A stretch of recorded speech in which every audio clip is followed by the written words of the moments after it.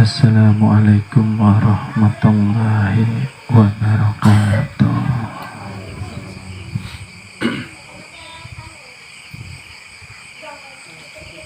Bismillahirrahmanirrahim. Alhamdulillahi rabbil alamin. Wassalatu wassalamu ala asrafil anbiya'i wal mursalin Sayyidina Muhammadin wa ala alihi wa sahbihi ajma'in.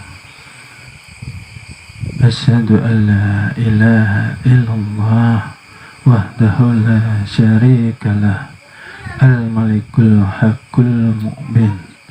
Wa asyhadu anna sayyidina wa nabiyana wa maulana Muhammadan abduhu wa rasuluh as-sadiqul wa'dil amin. Amma ba'du. Asyhadu an la ilaha illallah wa asyhadu anna Muhammadan abduhu wa rasulullah sallallahu alaihi wasallam. Wa la hawla wa la quwwata illa billahil aliyyil azim. La ilaha illallah Muhammad astaghfirullah. La ilaha illallah Muhammad astaghfirullah. La ilaha illallah Muhammad astaghfirullah. Alhamdulillah, terima kasih kami sampaikan kepada Bapak, Ibu, adik-adik yang dirahmati dan yang dimuliakannya Allah Subhanahu wa Ta'ala, yang pada malam hari ini kembali dipertemukan dan kembali memenuhi kewajiban panggilan untuk belajar di majelis ilmu yang dimuliakannya Allah Subhanahu wa Ta'ala. Mudah-mudahan Allah selalu melimpahkan keberkahan, hidayah, istiqomah, keselamatan kepada kita semua dunia wal akhirat. Amin, amin ya rabbal alamin. Alhamdulillah Bapak Ibu, sebelum kita mulai, mudah-mudahan kabarnya sehat semua ya. Alhamdulillah, sehat jasmani dan sehat rohani ya. Mudah-mudahan setiap hari kita mampu meningkatkan ketakwaan kita di dalam menjalani ibadah kepada Allah Subhanahu wa Ta'ala, karena nantinya kita akan dimasukkan di dalam golongan orang-orang yang beruntung. Jangan sampai kita tergolong kepada orang-orang yang dikatakan merugi, yang setiap harinya waktu terus mendekati perjanjian kehidupan kita untuk bertemu kepada Allah Subhanahu wa Ta'ala, dan nyatanya kita selalu melalaikan bagaimana hal daripada keadaan ibadah kita kepada Allah Subhanahu wa Ta'ala. Tidak merasa rugi jika meninggalkan kewajiban sholat, biasa saja. Nah, maka wajib hukumnya. Disinilah dikatakan hati kita, kalbu kita perlu kita koreksi ya? Karena ketika kita tidak merasa rugi untuk menjalankan satu kewajiban yang Allah perintahkan kepada kita, utamanya sholat, maka dikatakanlah hati kita ini sedang gelap, ya, tidak mampu menerima pantulan hidayah dari Tuhan kita. Ya, disinilah kita dikatakan rugi, karena satu hari kita kehilangan waktu untuk kita mengumpulkan bekal kelak kita berpulang ke akhirat atau kampung halaman kita. Karena terkadang karena terlalu lama kita jauh dari majelis, terkadang kita lupa tujuan kita hidup, bahwa dikatakan ibadah itu mengenal, supaya kita tidak lupa diri. Ketika kita mengenal, maka kita akan tahu berpulangnya kemana, bukan di dunia melainkan ke akhirat. Maka banyak orang berlomba-lomba di dalam hal dunia, seakan-akan dia akan kekal abadi selama di dunia. Nah, ini yang setiap hari harus kita tafakuri. Diberi nikmat harusnya kita harus mengimbangi dengan rasa syukur kepada Allah Subhanahu wa Ta'ala. Dan untuk menyatakan rasa syukur kita, maka kita wujudkan dengan takwa secara zahir batin, bukan hanya secara di lisan saja, bukan secara ucapan alhamdulillah. Nah, seperti itu Bapak Ibu. Karena kita ini hakikatnya kan penduduk akhirat, bukan penduduk dunia. Minggu-minggu kemarin kita kupas terus zikir supaya dapat zauknya, supaya dapat rasanya. Bagaimana sih rasa nikmatnya ketika kita ingat kepada Allah Subhanahu wa Ta'ala. Karena sudah mengenal, sudah mengetahui, maka tinggal merasakan, tinggal memesrakan, tinggal menjaga kesadaran. Ya, karena cenderung manusia itu lalai ketika lepas daripada kesadarannya.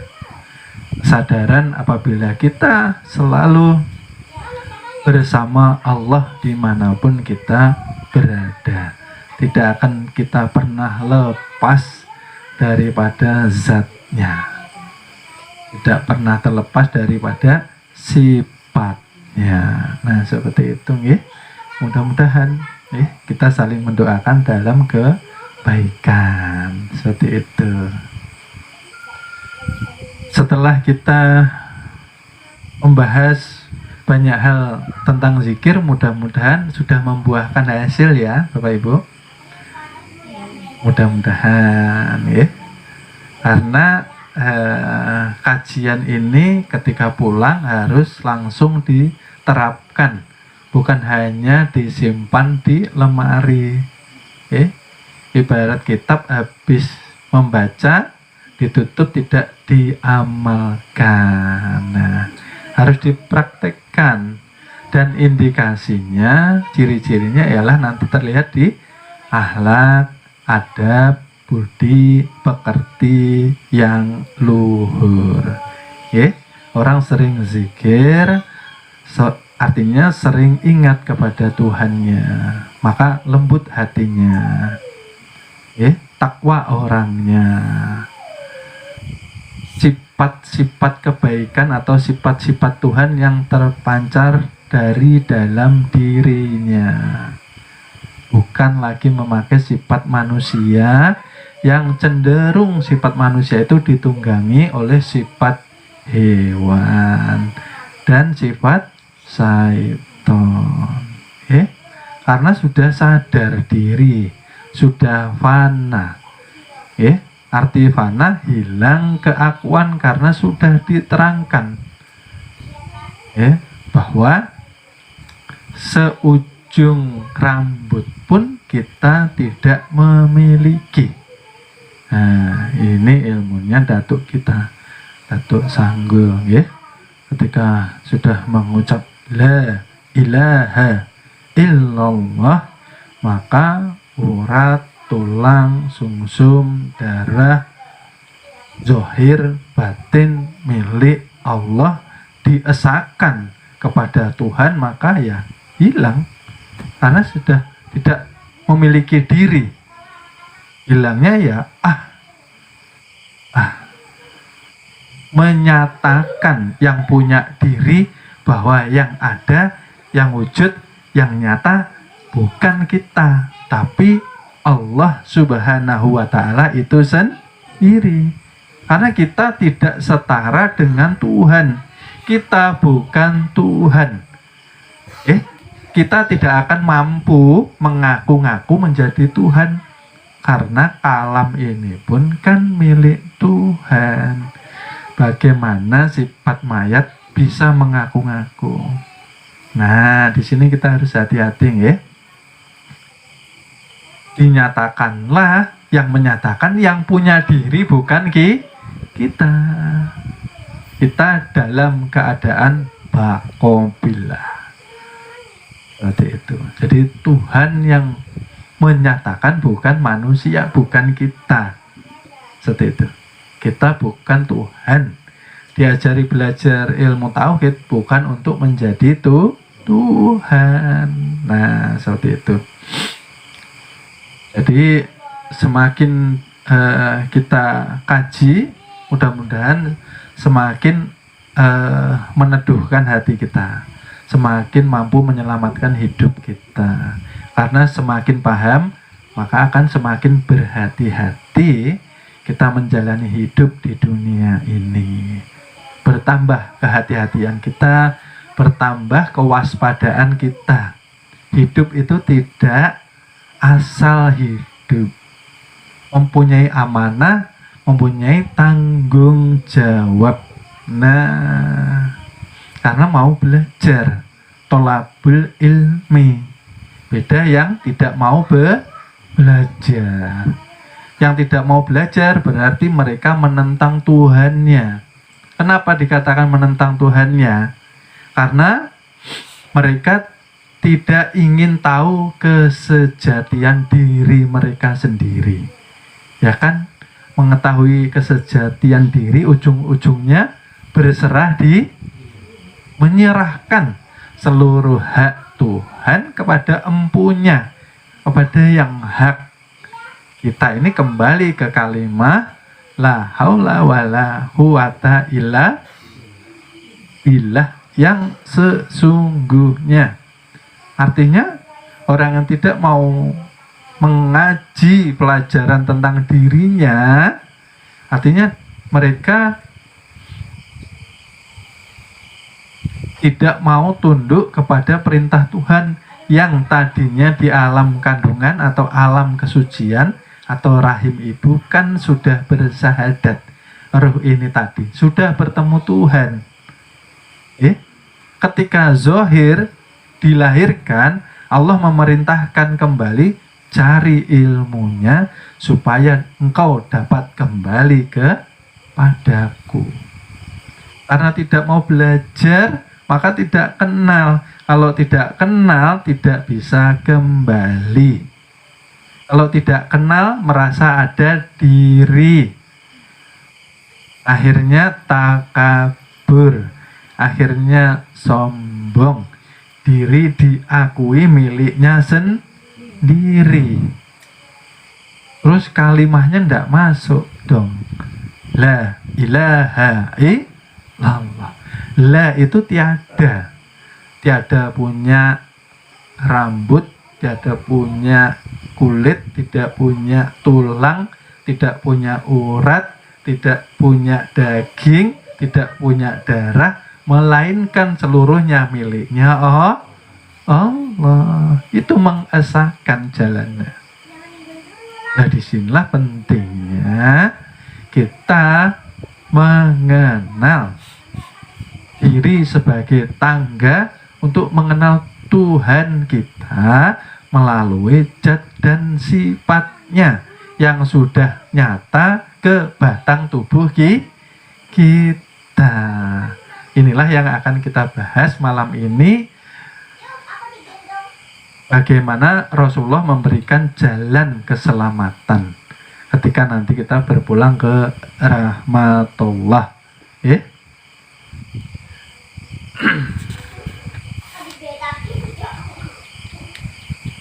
Bahwa Rasulullah memberikan jalan melalui mutu qabla antal maut. Artinya, matikan dirimu sebelum engkau mati.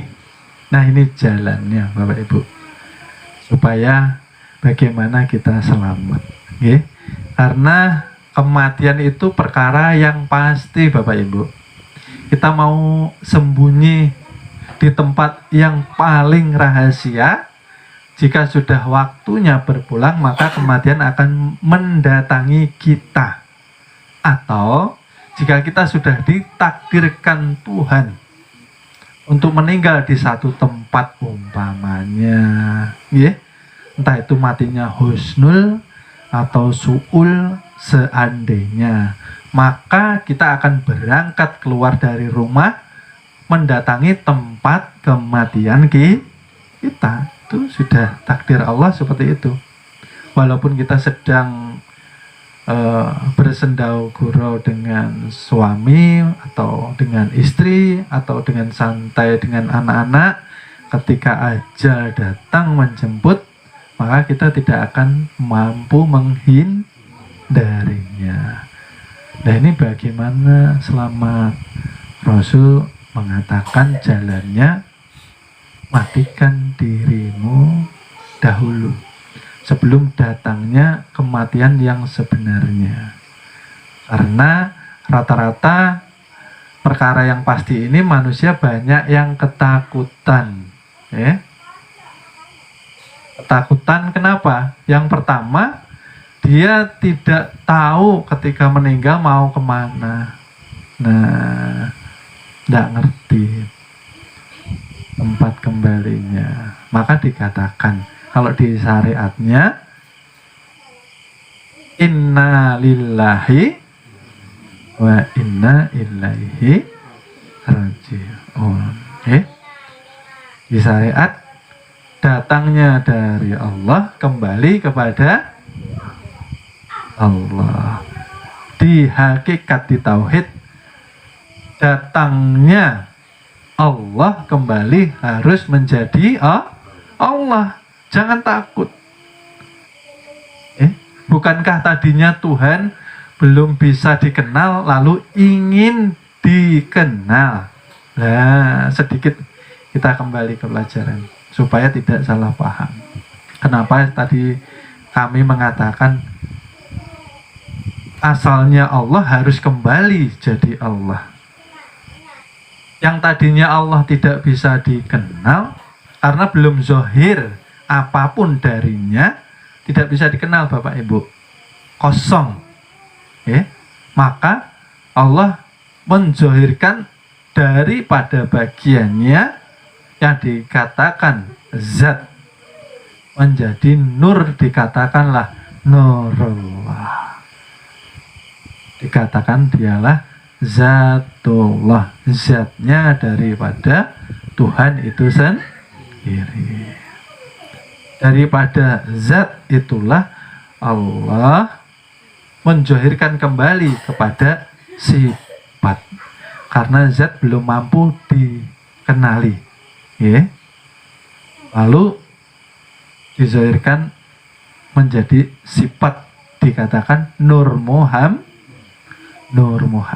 Dari Nur Muhammad inilah awal mula kejadian seluruh alam semesta, termasuk batang tubuh dan seluruh apa yang diciptakan Allah Subhanahu wa Ta'ala.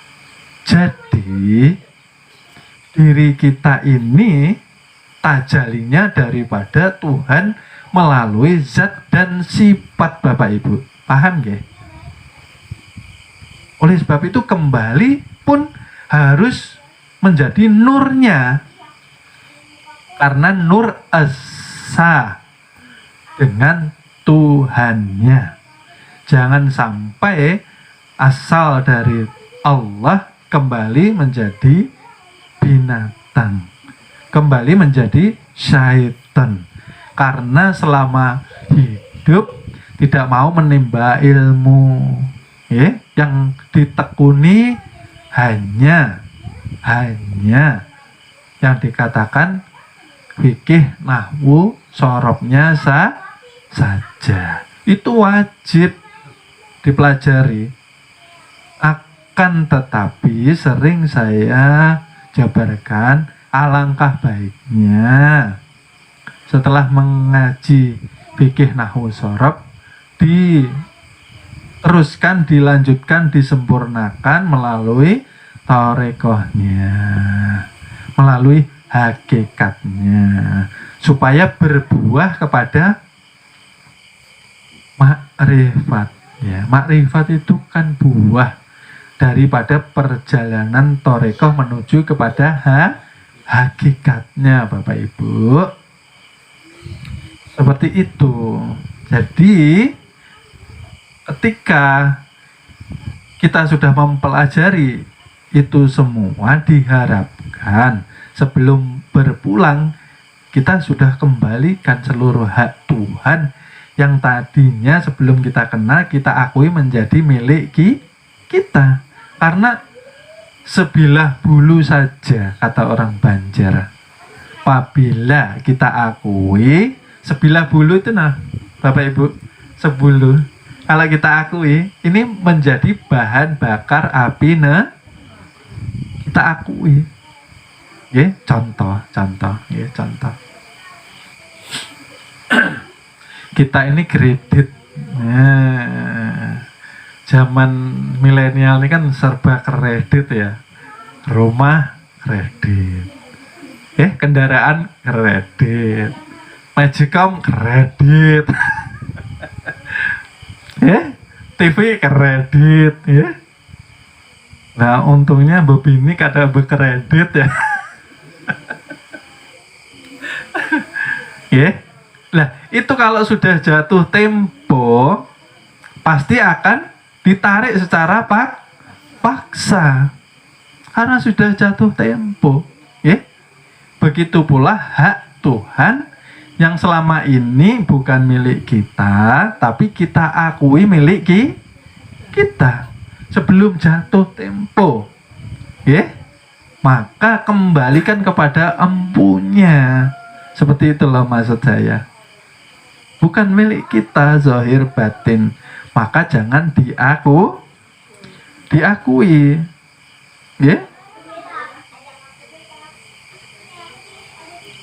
Supaya kita mampu mempanakan diri. Nah, ini jalannya yang pertama. Panakan diri, dari tubuh kita kembalikan kepada af'alnya Allah. Karena apa? Tubuh ini kenyataan daripada gerak Tuhan itu sendiri.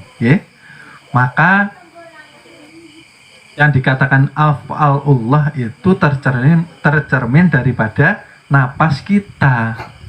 Dari napas batang tubuh bisa bergerak, bisa berjalan, dan bisa melakukan hal apapun. Oleh sebab itu artinya ketika kita mempanakan, mengembalikan, menyerahkan af'al diri kepada af'alnya Allah, ini berarti kan diesakan. Berarti kita harus menjaga af'al ini jangan sampai menimbulkan murkanya Allah kepada kita. Kita diberi amanah af'al melalui napas. Kalau tidak bernapas tidak bisa berjalan toh Bu, Bapak, tidak bisa bekerja, tidak bisa beribadah. Betulkah? Benar. Nah, seperti itu. Artinya yang menimbulkan gerak ini af'alnya Allah berarti nyata. Tidak bisa kita hindari, tidak bisa eh, kita bohongi ya. Artinya memang berasal dari Allah semua gerak. Oleh sebab itu gerak kita harus mencerminkan sifat-sifat Tuhan. Menaati perintahnya, menjauhi segala larangannya, itu artinya mempanakan. Bukan memakai gerak ini untuk yang tidak diperintah Tuhan, apalagi yang dimurkai itu Tuhan. Ini harus hati-hati, ini mempanakan. Karena Bapak Ibu, kalau kita merasa kita yang berbuat, kan sudah kita bahas, jatuhnya kepada syirik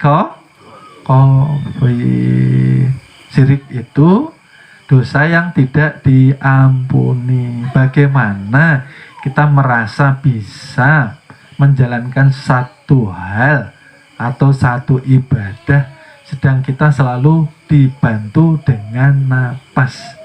Nyatanya ruh kepada kita mesra ke batang tubuh, namanya nyawa. Maka apapun yang kita akui di akhirat kelak, maka akan dimintai pertanggungjawaban. Ada hisabnya Bapak Ibu. Nah, kalau sudah seperti ini kan kita bisa waspada, bisa berhati-hati kepada diri. Orang yang masa bodoh, tidak mau tahu dengan hal ilmu seperti ini, maka dia mencelakai dirinya sendiri Bapak Ibu. Inilah manfaatnya kita mengkaji diri supaya lebih hati-hati, tidak terjerumus kepada hal yang nantinya menyebabkan kita celaka. Seperti itu loh Bapak Ibu. Kan lebih hati-hati. Kalau sudah seperti ini kan kita akan berpikir 2-3 kali untuk melakukan yang dimurkai Allah Subhanahu wa Ta'ala. Berpikir, bertafakur, muhasabah. Ini kira-kira disenangi kah kada ini. Nah, umpamanya kayak itu. Lalu hati atau qalbu fanakan kepada asmanya, Lalu nyawa fanakan kepada sifatnya. Kalau nyawa ini merupakan tajalli sifat Bapak Ibu, artinya sifatullah itu kan nur. Nur itu kan esa dengan Tuhannya Bapak Ibu. Kalau nyawa ini esa dengan Tuhannya, kira-kira ketika berpulang dicabut atau tidak Bapak Ibu? Tidak.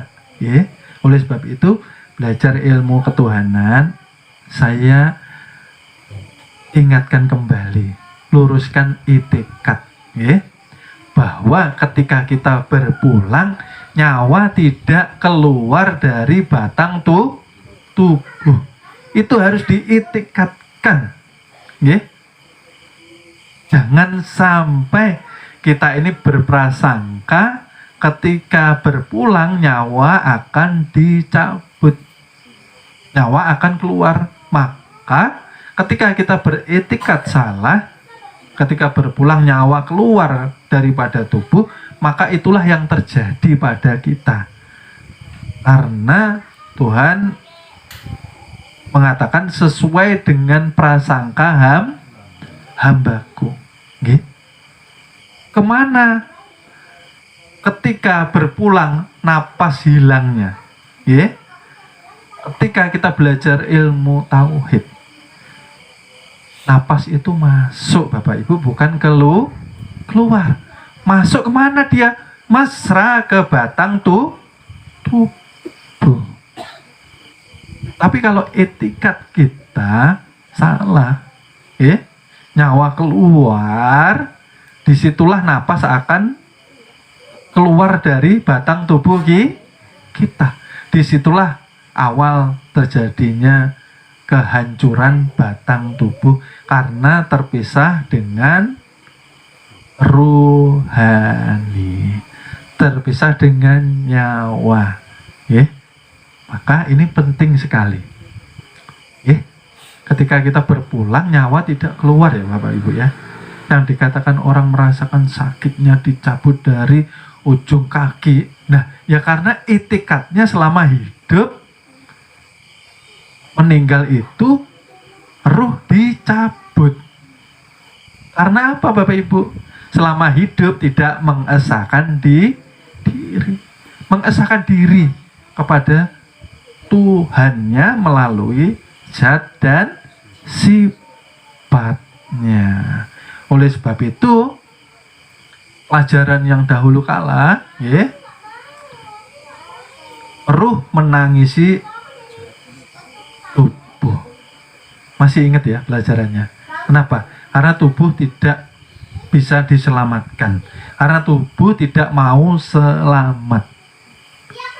Karena selama hidup mengakui diri, maka dengan paksa Tuhan mencabutnya. Karena merasa hidup. Ini yang dikatakan mempanakan diri yang pertama Bapak Ibu. Maka ini penting Bapak Ibu. Maka belajar selama masih hidup, jangan itikadkan bahwa nanti pulang nyawa kita akan keluar. Keluar kemana? Kalau keluar hancur lebur Bapak Ibu. Keluar itu ketika berpulang jasad ini banyak maksiatnya. Dan etikat ini pun perlu diimbangi dengan amalnya. Di perguruan kan diajari puasa ilmu. Puasa ilmu apa? Ketika kita belajar satu ilmu, berarti kita harus juga puasa. Yang dipuasakan batang tubuh kita. Kan sudah diajarkan. Puasanya tangan apa? Tidak boleh mencuri. Kalau kita menemukan satu apapun barang di jalan, kalau bukan hak milik kita, tidak usah kita ambil. Walaupun itu dompet yang isinya miliaran, biarin aja. Nemu emas gede gunung di jalan, di hutan, biarin aja. Bukan milik kita. Tidak usah diurusi. Ini tangan. Apa yang bukan hak milik kita, jangan. Kenapa? Ingat nanti pulang ketika tangan melakukan maksiat, dia tidak bisa diajak selamat, tidak bisa dibungkus dengan nur Muhammad, tidak bisa dibungkus dengan ruhani atau nyawa karena kotor. Yang bisa diliputi, yang bisa dimesrakan ialah batang tubuh yang bersih dan suci. Ini loh bahayanya. Apa aja milik orang aja ndak boleh diambil, apalagi miliknya Tuhan. Nah, kan paham terus itu tadi, apalagi kan ini pelajaran syariat jatuhnya. Nggak boleh mencuri, nggak boleh menyakiti apa saja. Entah itu manusia, entah itu binatang, nggak boleh menyiksa binatang, nggak boleh juga. Makhluknya Tuhan. Seperti itu. Karena nanti kembalinya kepada diri kita. Seperti itu loh Bapak Ibu. Maka berhati-hati. Yang sudah-sudah seperti apa Pak?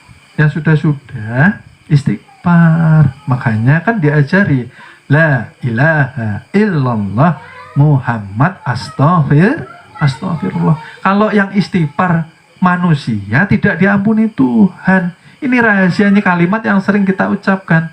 La ilaha illallah Muhammad astagfirullah. Tapi kalau yang istighfar Muhammad hakiki dikatakan Habibullah, kekasihnya Allah, maka akan diampuni. Istighfar pun harus mendudukkan diri sebagai Muhammad tidak asal istighfar Bapak Ibu. Ada ilmunya juga. Makanya kita ajari ya, supaya kita pakai habis sholat ya, istighfarnya orang tauhid. Seperti itu, dudukkan diri sebagai Muhammad hakiki supaya diampuni. Kalau manusia kalau secara syariat diampuni Bapak Ibu, tapi kalau kajian secara makrifat di sisi Allah Subhanahu wa taala namanya juga manusia. Seperti itu. Yang diampuni itu kekasihnya, gitu loh. Maka setelah tahu seperti ini, perbanyak istighfar kita. Seperti itu. Mudah tahu Bapak Ibu. Setiap hari dibacakan pasti hafal. Nah, seperti itu. Ya. Lalu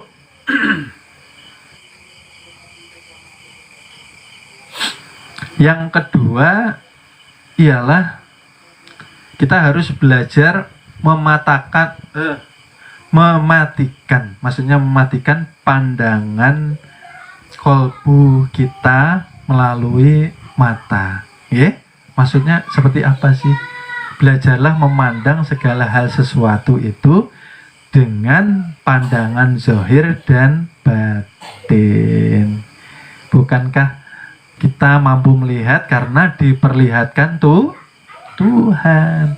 Banyak orang punya mata, tapi tidak semuanya bisa melihat. Contohnya mayat yang sudah terbujur kaku, masih punya bola mata, tapi karena tidak ada namanya energi hidup, hayun, maka di situ pun tidak ada sifat basornya Tuhan, tidak ada sifat penglihatan tuh.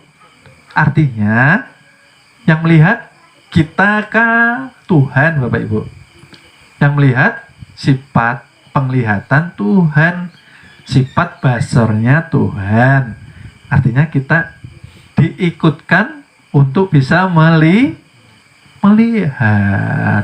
seperti itu. Makanya kan diajari, okay? Jaga pandangan kita, jangan melihat makhluk atau manusia.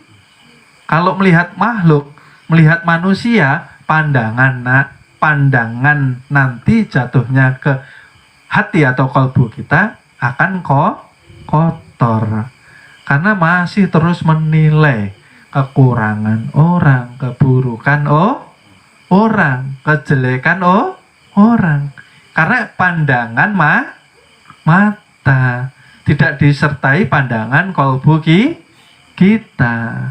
Kan kita diajari, lihatlah dengan mata dan kalbu. Contohnya begini loh Bapak Ibu.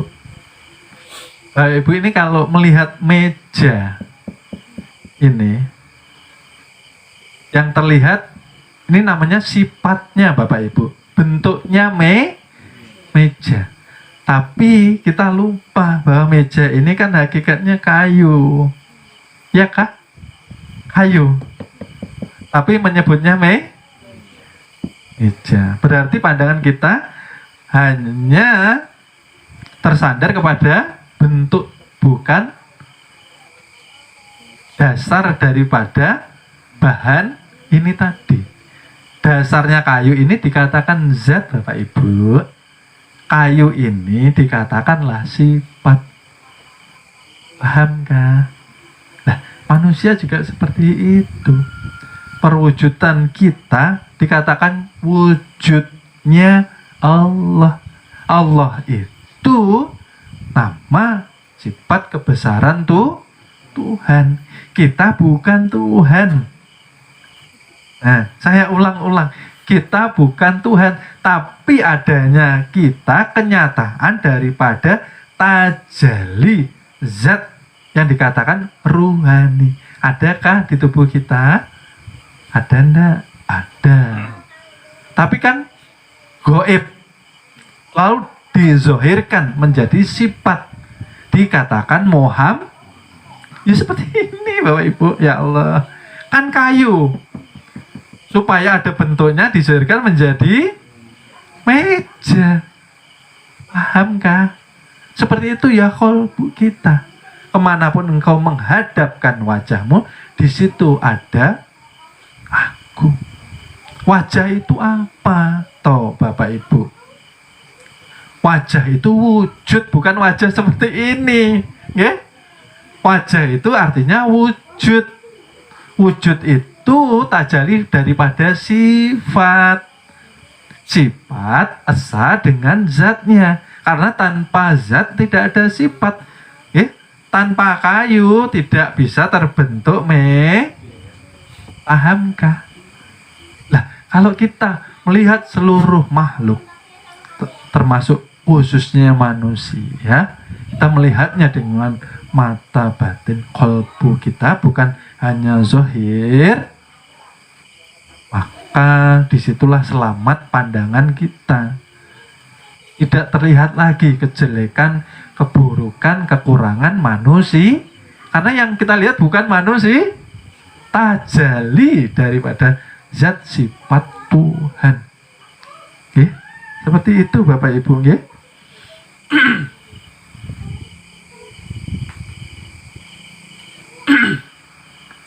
Karena ketika kita mampu melihat kenyataan zat sifat di setiap manusia khususnya, maka akan terjaga kolbu atau hati kita.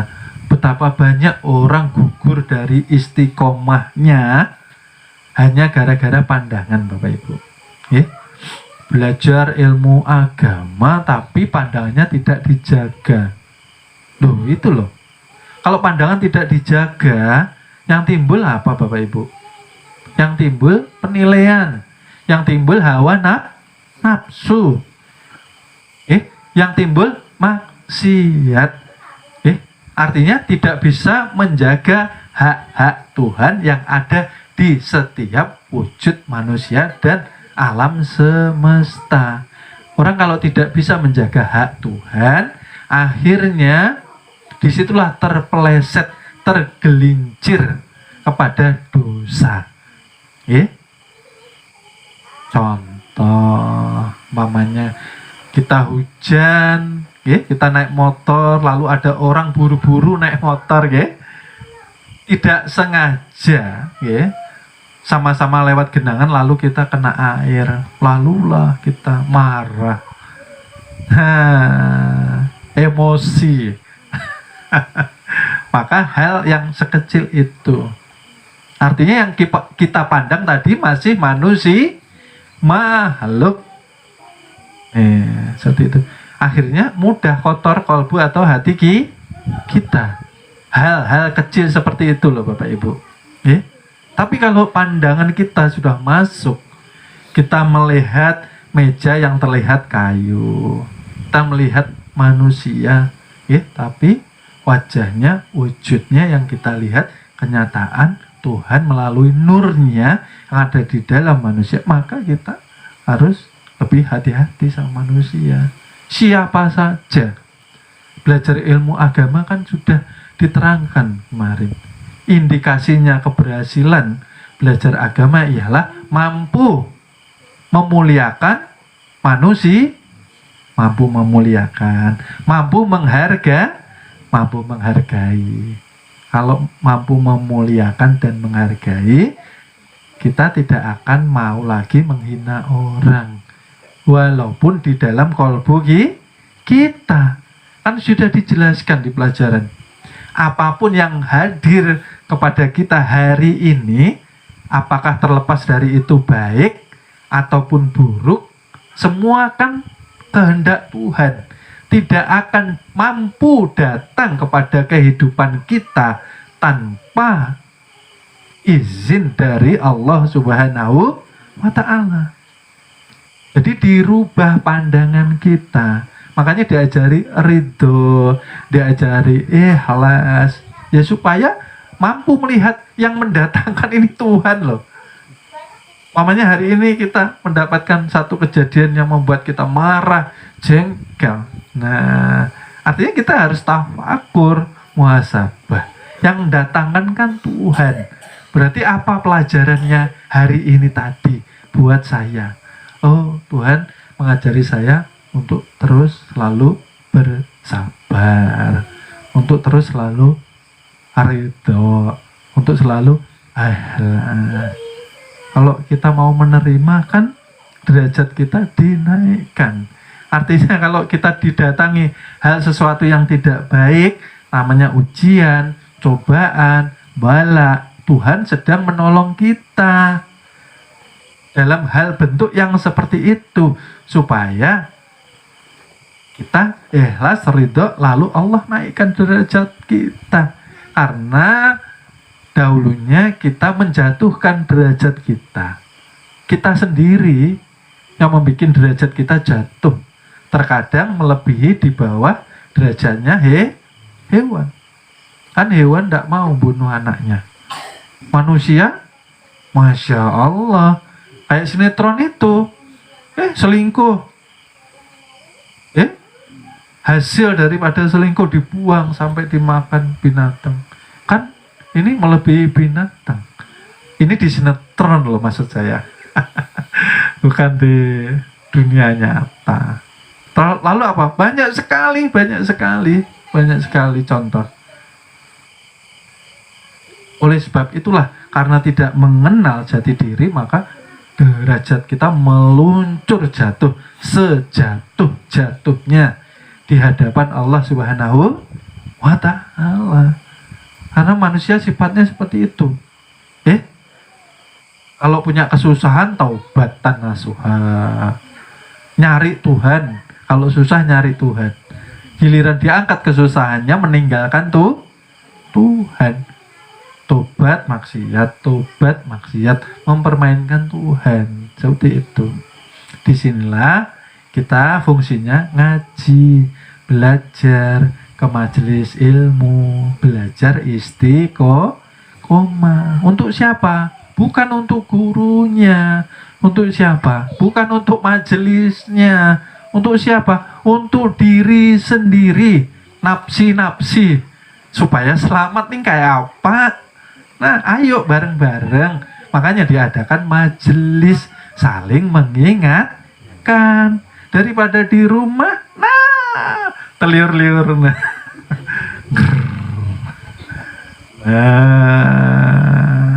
Seminggu sekali kan sangat bermanfaat untuk mengingatkan diri sendiri saya, khususnya umumnya Bapak Ibu, adik-adik yang dirahmati dan dimuliakannya Allah Subhanahu wa Ta'ala. Kan seperti itu. Berarti yang kita kerjakan lebih bermanfaat untuk keselamatan diri kita. Nah, kalau di rumah terguring-guring.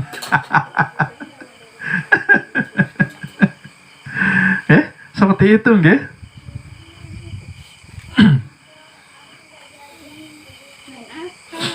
Lalu yang ketiga ialah selanjutnya, setelah tadi melatih pandangan mata, nggih, pandangan kolbu, ini dilatih ya Bapak Ibu ya, supaya itu tadi. Contohnya begini, contoh. Kita punya abah, kita punya mama, umpama yang masih hidup mama, abah, alhamdulillah, sering saya katakan kan, petuah kita punya abah, punya mama, berbakti.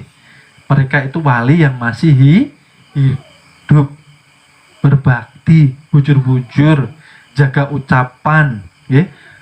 Kalau disuruh orang tua, abah mama, jangan tarsok nanti, jangan menghardik, suara ini diatur, jangan melebihi suara orang tua. Bisa ketulahan. Yang kemarin-kemarin nang kayak apa, Pak? Nah, kemarin-kemarin yang sudah ditutup, kan belum tahu ilmunya. Sekarang sudah tahu ilmunya, pulang minta maaf sama orang tua. Nah, orang tua saya sudah kada ada. Bisa dalam hati kirim Al-Fatihah. Sama orang tua ini bahaya Bapak Ibu. tulahan kita hidup nih. Kalau kada nurut sama orang tua, nyakiti hati orang tua, kada selamat kita.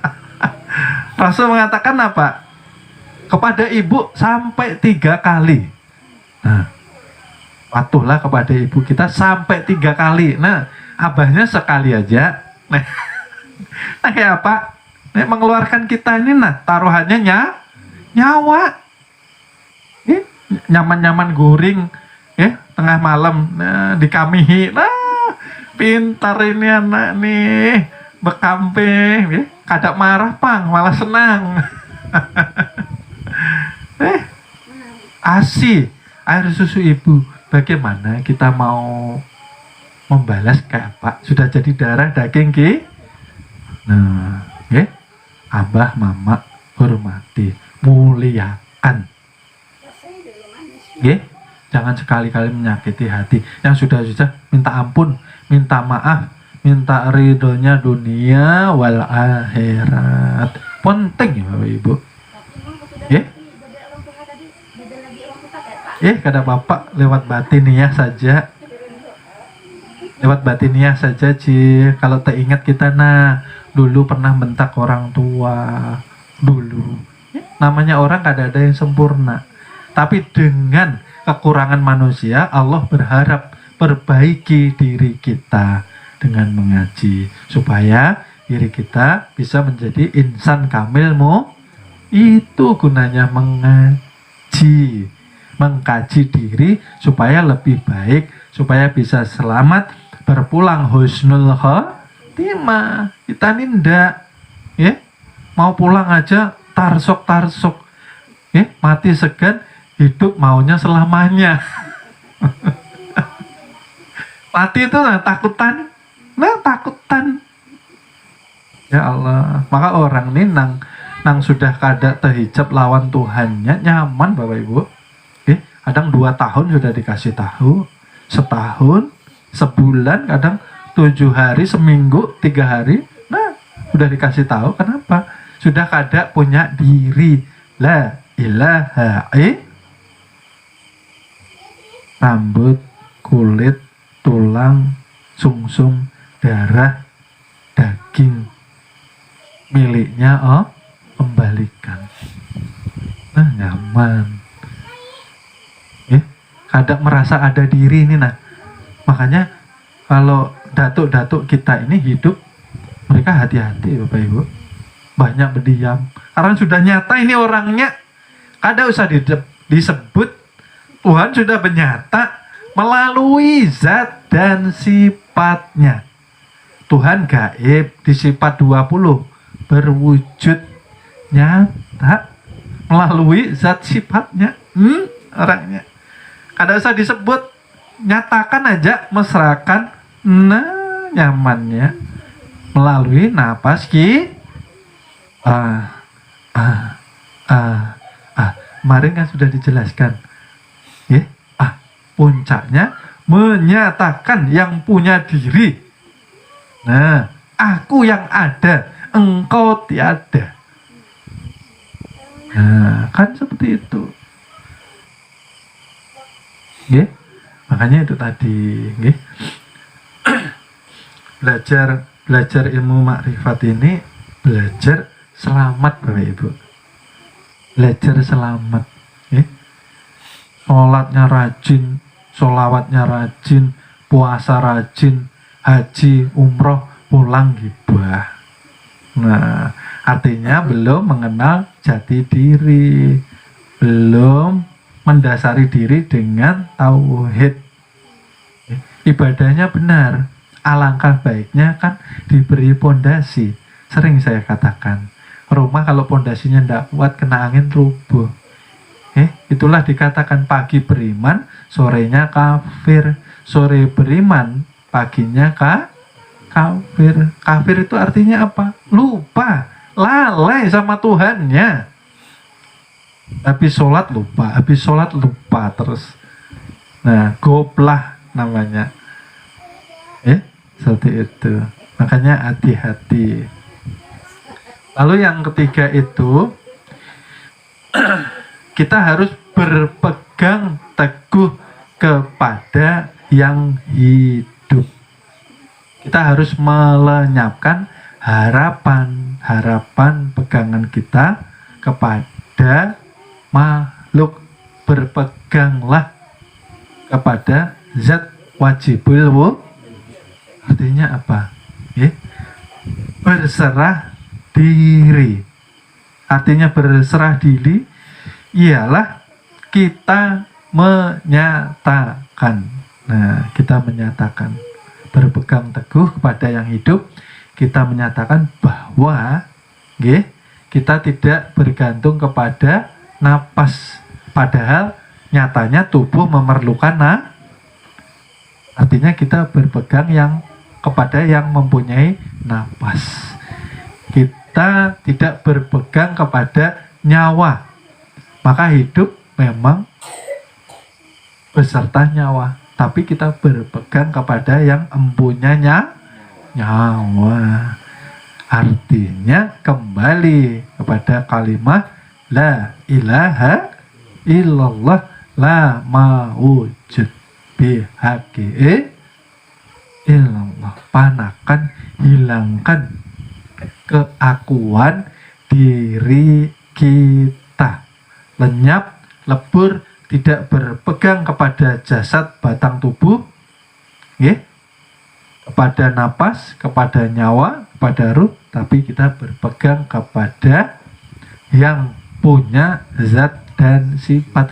Oleh sebab itu Bapak Ibu, ketika kita sirul asror, sirul asror itu kan diam sediam-diamnya menyadari, menyatakan bahwa ini wujudnya. Terkadang napas berhenti Bapak Ibu, tetapi masih hidup. Artinya apa? Kita sedang memasuki alam kesucian, alam kekosongan, maha ruang.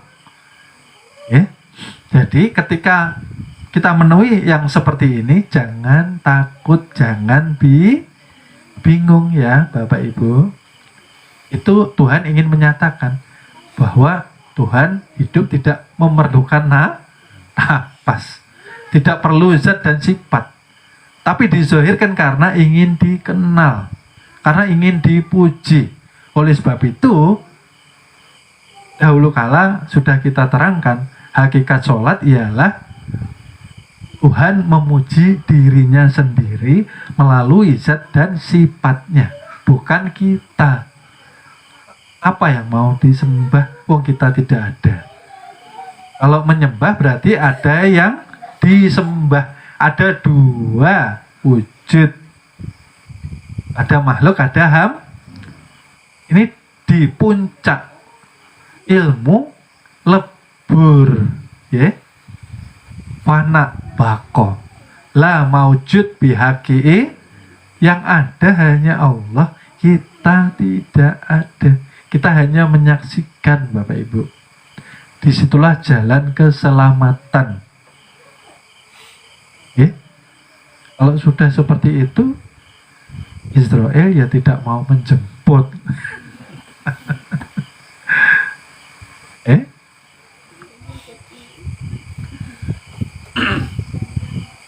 Dan mudah-mudahan kajian malam ini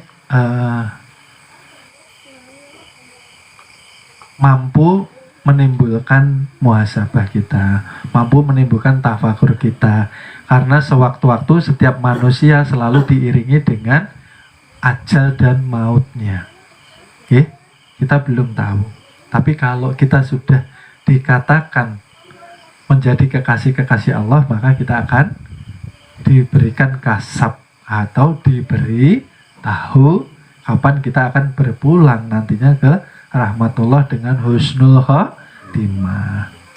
Asal Bapak Ibu ketika berpulang seperti ini terus ya, diistiqomahkan, walaupun tidak setiap saat bisa datang, tapi jangan tinggalkan status pelajar. Saya pun juga masih belajar. Kalau kita status pelajar, tolabul ilmi, berpulang ke rahmatullah, maka kita dijamin husnul khotimah. Karena kita sedang berusaha memerangi hawa nafsu kita menuju kemana? Kepada ilahi Robbi. Kita sedang jihad binafsi namanya. Tuh, pelajar. Maka jangan dilepas ya Bapak Ibu. Walaupun kita mungkin terkadang sebulan sekali bisa hadir, kadang 2 bulan sekali bisa hadir, kadang 3 bulan sekali bisa hadir umpama, atau mungkin setahun sekali. Tapi jangan lepaskan status kita sebagai tolabul pelajar. Jangan dilepas ya Bapak Ibu. Jangan merasa sudah selesai belajar. Karena sampai nanti berpulang, kita ini masih dikatakan belum tahu ilmunya Allah, ya, karena kita terus belajar. Tolabul ilmi. Jangan merasa sudah selesai, ya, terus belajar. Ilmunya kan seluas apa yang Allah ciptakan. Kita ini baru setitik aja ini, tapi kalau istiqomah bisa selamat. Karena Allah ridho. Kenapa ridho? Karena kita mengembalikan hak Tuhan. Seperti itu, nggih. Mudah-mudahan malam ini pelajaran ini mampu membangkitkan kesadaran bahwa kita harus selalu waspada, nggih. Dan mudah-mudahan dengan kewaspadaan ini mampu menghantarkan kita terus untuk memperbaiki diri, memperbaiki ibadah, memperbaiki iman, takwa, dan istiqomah kita kepada Allah Subhanahu wa Ta'ala. Mungkin cukup sekian kajian pada malam hari ini. Terima kasih kami sampaikan. Mohon ampun, mohon maaf, mohon ridhonya dunia akhirat. Masih banyak salah kata ucap dalam menyampaikan amanah ilmu, karena kesempurnaan datangnya hanya dari Allah Subhanahu wa Ta'ala. Kami sampaikan sekali lagi terima kasih. Kami tutup sekian. Wassalamualaikum warahmatullahi wabarakatuh.